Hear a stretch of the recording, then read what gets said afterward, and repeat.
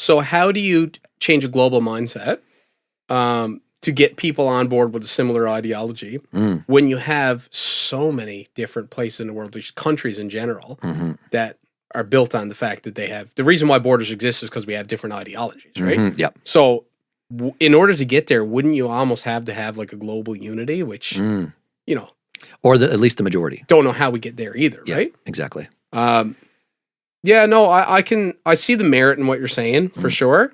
I just don't know. Once again, I don't know how we get there. I don't know how we get there without, to erase those borders so that we can get one country, the United States of the world, or the Canada of the world, whatever you want to call it. Earth, yeah, whatever.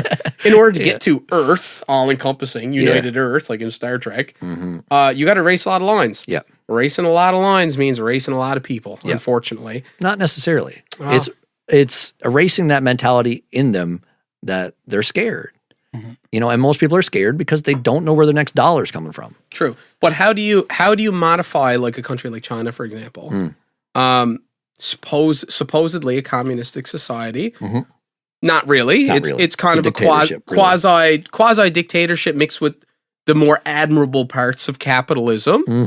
Right? The parts we want. Yeah. But without the control that kind of necessitates for that whole system to function, without real true free enterprise. We're just kind of adopted into our own Chinese capitalistic society. That's really communism, but whatever. How do you deal with a country like that?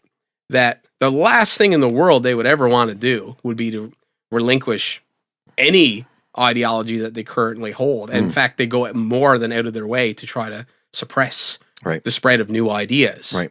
How do you get effectively 1/6 of the world's population on board, right? I would say that the leaders and the people in power over there are the ones that'll be hard to change. But the people in general know that their conditions are not great.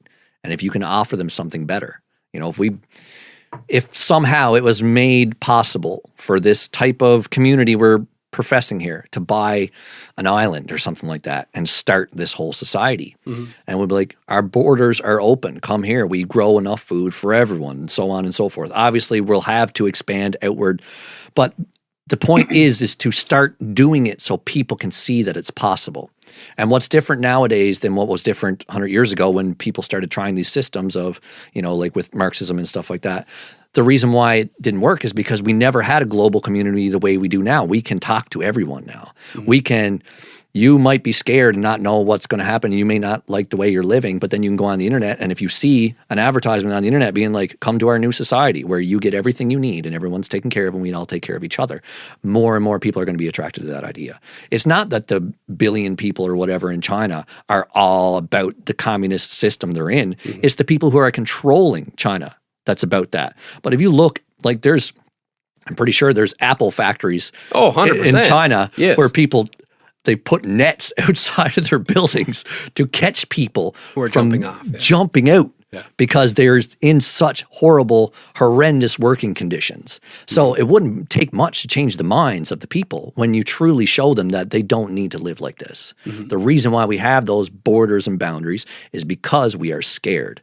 And we're scared because we don't know how we're going to get our food, and we don't know how we're going to pay for our rent, and so on and so forth. But if that wasn't an issue, everybody's consciousness would change. And just to answer the questions like, how do you shift the consciousness of everyone? Talking. Exactly. Conversation. Right before you came here, you were staunch capitalist. Now you're starting to be like, oh, maybe not. Well, I still would definitely consider myself capitalist. It's just the type of thing where it's like, once again, I will concede, yes, I'd love to see a time and place where my sole purpose for being is to better myself and everyone that I know and everyone around me. And enjoy your life. And enjoy my life, yes, and not be a slave to the system per se. I just can't concede that it's possible because I don't know how to get anyone on board of anything. Anytime, like as a teacher, one of the most difficult things is to sell an idea. Yeah, sure. Right? It's one of the most difficult things you can ever do. If I can't get a classroom of 30 to agree that Oedipus is necessary to know, maybe it's not, but I need to convince you it is. Otherwise, you're going to get a 4 out of 100 on your test. Right. And if I can't convince you of an ideology with 30 people, how am I going to do it with the world? And even if I did, what do I do with those who dissent?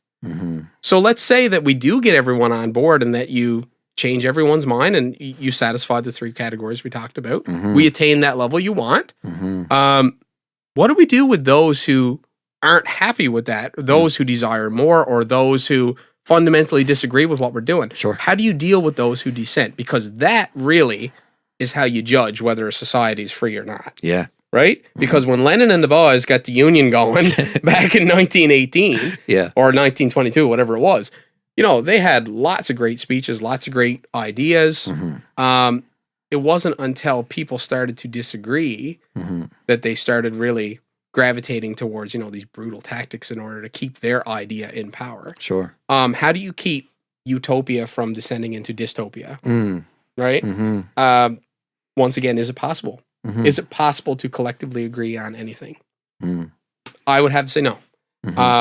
But I'm optimistic. It's nice to know that there's people like yourself that do say, yes, it is possible. 100%, man. That's good. We need you. That's where we're going. We need you. It's inevitable now. Because those of us that are pessimists that hide behind the world realism, we need people like you in order to try to shove us forward into the darkness. Well, I'm glad I'm appreciated. But no, it's an interesting thought for sure. I definitely think that that's a good idea. Yeah.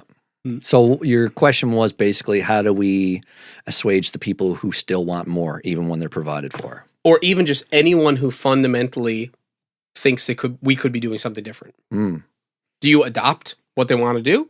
Do you You'd have to try give to an change example, their I mind? guess. Okay, so let's say we do away with currency.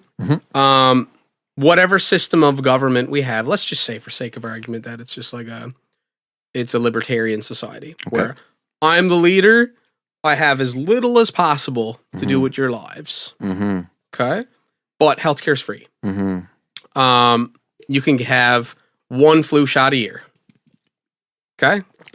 Okay. All of a sudden, Mr. Dunphy comes up and says, I'd like to have 2 flu shots a year because there's usually 2 flus a year. Right. Do I give everyone 2 flu shots a year, or do I just give you 2 flu shots a year? Or do I tell you, no, we can't do that? Because the second I tell you no, I've imposed a set of rules on you. And right away, there's the dissension. You're over here, you want 2? I'm telling you, you only need 1. How do we get, what do we do? First of all, you wouldn't be the sole leader. Okay. There would be a, for lack of a better word, a congress of people. Like what we have now. The most educated in all the sciences, in all the philosophies, in all the economics. Everybody who understands, the experts in every field come together and make decisions for the whole. And they are transparent. They share their reasoning. Now, the governments we have in place now, they often do things and don't give their reasoning, but they think they're doing it for the greater good. Like, we can't explain that to the public. We can't tell them the truth because they would panic and they wouldn't understand. But if we were in the society where everybody trusted the people who were in charge because they were transparent, then that would be different. If I came to you and said, I want 2 shots, then you wouldn't say no. You'd be like, well, why do you want 2 shots? And I'd be like, well, it makes more sense. And then we would talk about it and we'd bring in other people and we'd have a big discussion about it and we'd come to a conclusion for the whole. And you might say, oh, some people need 2 shots because their immune systems are weaker, so we'll give them 2 shots.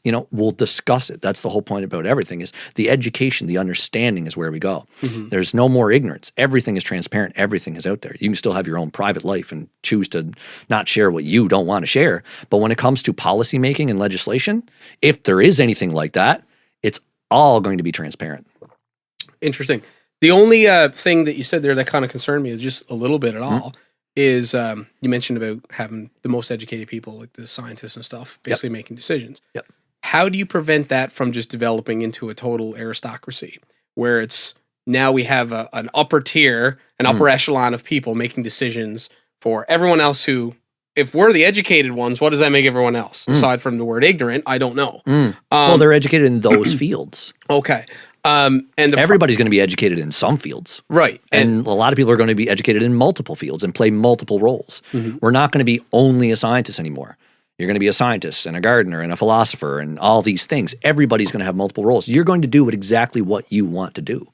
That's the definition of a free society. You are allowed to pursue any achievement you want in this society.